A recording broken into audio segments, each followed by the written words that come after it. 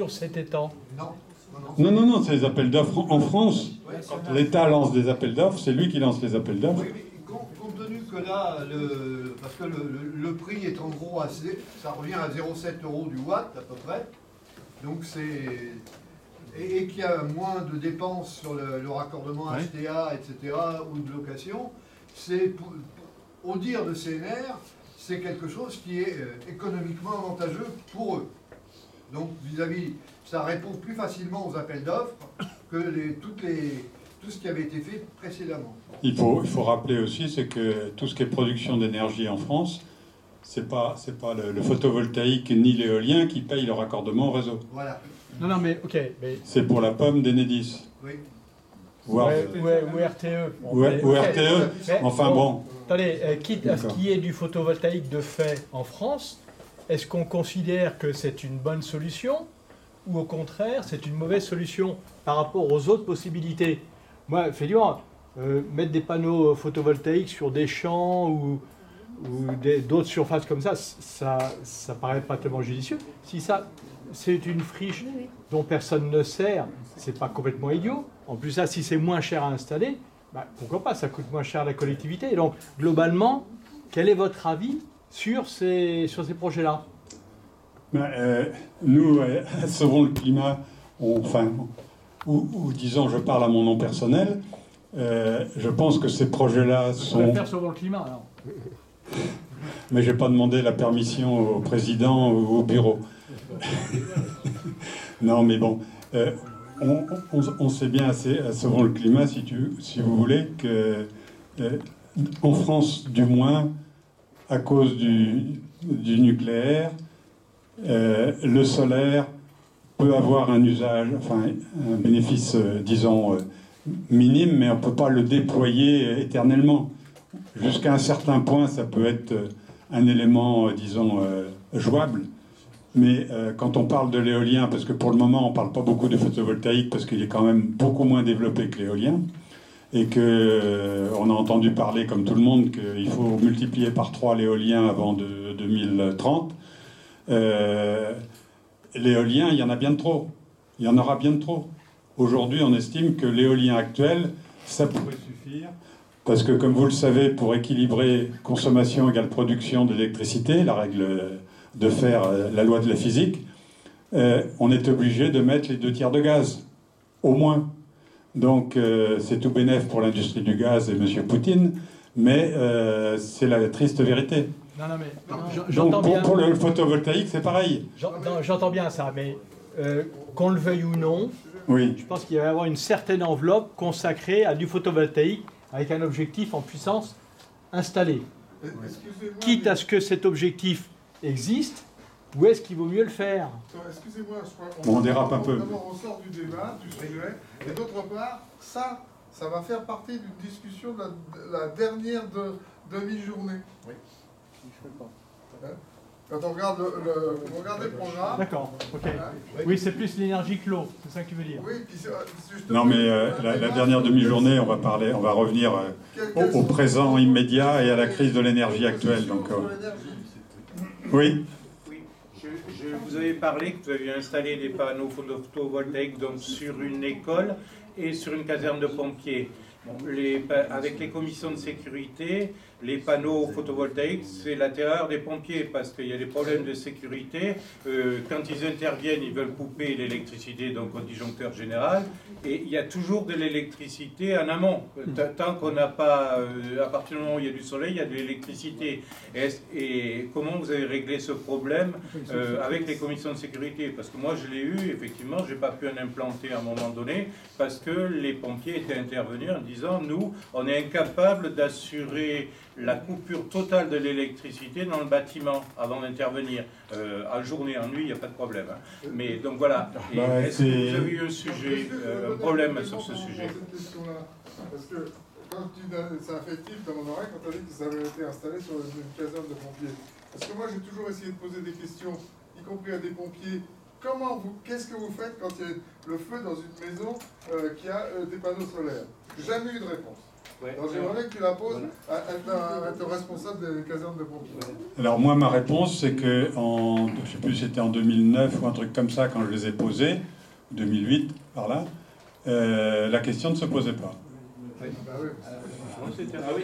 Donc on a eu il n'y avait pas à faire venir une commission de sécurité qui l'aurait dit. Réellement, la question elle se posait plus à cette époque-là que maintenant. Parce qu'à l'époque, il n'y avait pas les protections qu'on a sur les nouvelles installations.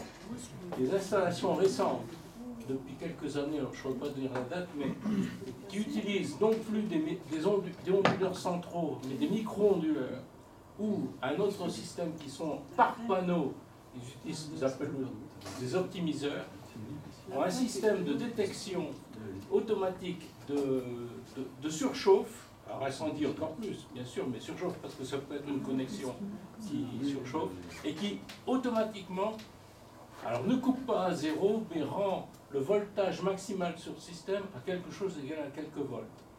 Quelques volts. Et donc il n'y a plus aucun problème pour les pompiers. Cependant, c'est quelque chose qui est récent et vous n'en trouverez pas partout. Non, à mon avis, c'est pas un problème de surchauffe, là. C'est un problème de sécurité des personnes. C'est ce que je dis. Mais la surchauffe, c'est pas pareil. Mais non, mais Il faut un détecteur de surchauffe pour dire il y a un incendie, on si coupe. les pompiers viennent, c'est qu'il y a de la surchauffe.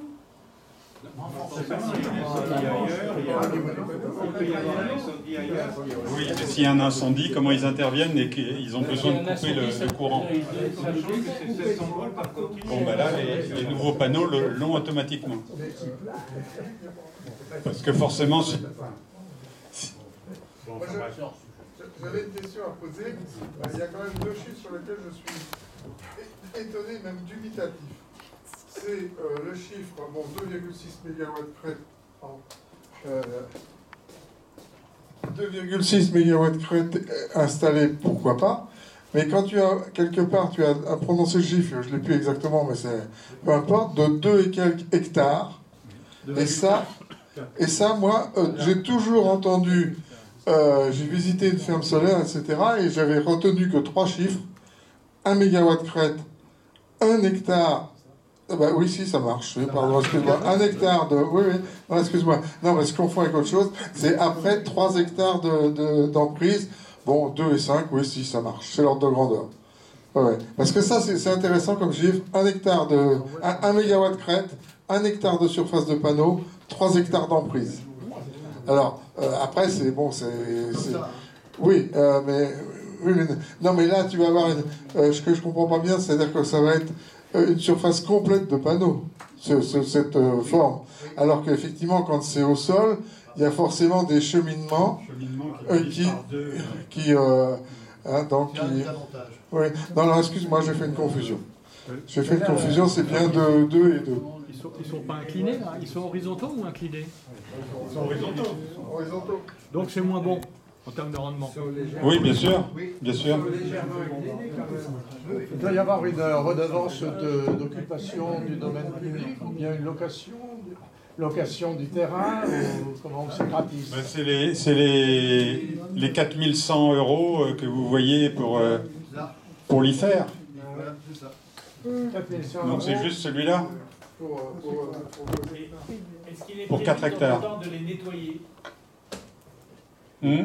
Est-ce qu'il est prévu de temps en temps de les nettoyer? Dans le contrat, non. Dans le contrat, non. Par contre, moi, je sais combien ça me coûte sur mon toit. Les oiseaux et compagnie. Enfin, ça me coûte 1500 € par an. Et comment on nettoie Là, S'il n'y a pas de sans passage,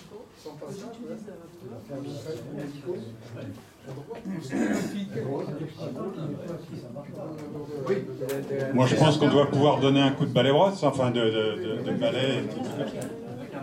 Ce qui donne, c'est ce qui... Non, je pense que les flotteurs, enfin, je sais pas, les flotteurs doivent être prévus pour pouvoir au moins obtenir le poids d'un homme. Oui, ça, oui. Une petite question sur Oui. les problèmes météo qu'on a de plus en plus. Ça résiste comment aux très gros grêlons, là, ces installations-là? Les problèmes météo là-dessus?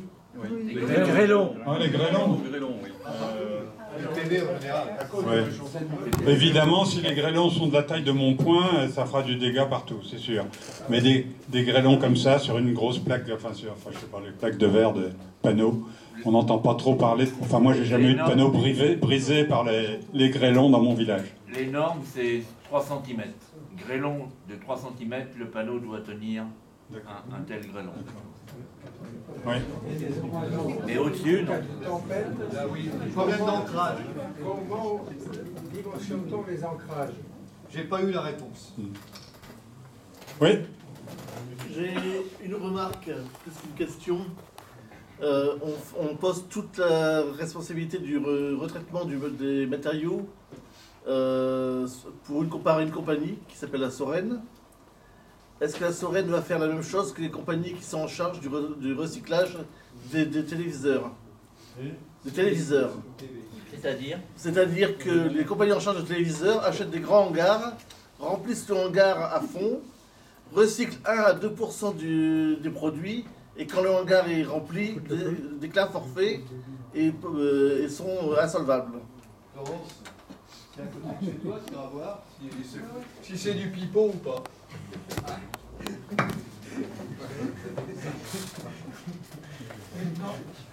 Oui. Qui prolonge celle-ci. Il dit que le recyclage est toléré 3 fois. Oui, 4 fois, oui, 3 fois, 4 fois, oui. Comment on contrôle Bon, donc on recycle 4 fois les panneaux, et les panneaux reviennent la 5e fois, mais qui dit qu'ils ont déjà été utilisés 4 fois? Attends, ce qu'il a dit, c'est le silicium. Oui, mais justement, le silicium qui est utilisé. À mon avis, il arrive avec un niveau d'impureté qui est plus... Oui, c'est ça. Oui. Oui, bon. Donc, puisqu'il n'y avait pas de micro, donc à chaque fois qu'on recycle, il y a quelques impuretés en plus, et donc sans doute le rendement du panneau doit varier un petit peu, quoi. C'est pour ça que c'est 4 fois, parce qu'après, il est à 80% au lieu de 100%. Il n'y a plus de questions, c'est bon? Bien, bien. On fait le break. On avance un peu. Merci.